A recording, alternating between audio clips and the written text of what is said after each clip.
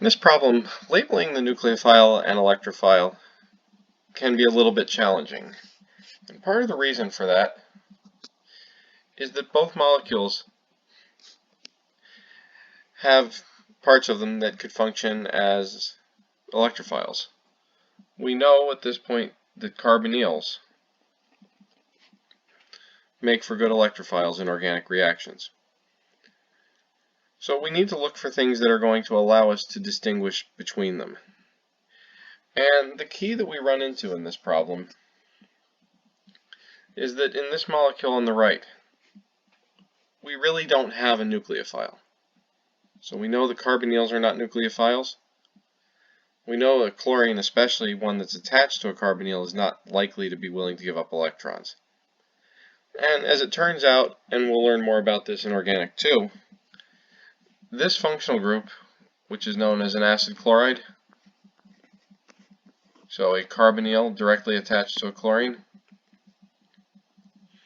these are very, very good electrophiles.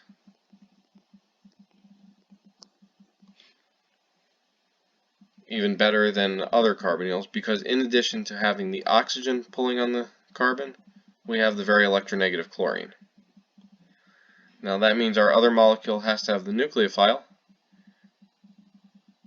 and if we look at what's formed in the product here, which is this new ester bond, we know that that ester would have had to come from an alcohol in the other molecule plus the acid chloride,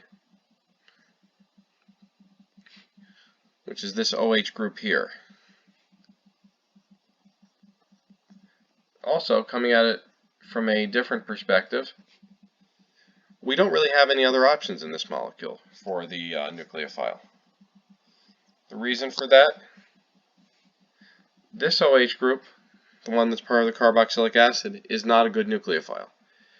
And that's because it's attached to the carbonyl, and being attached to the carbonyl means we have resonance with that OH group's lone pair that occupies that lone pair for nucleophilic attack, making it a worse nucleophile.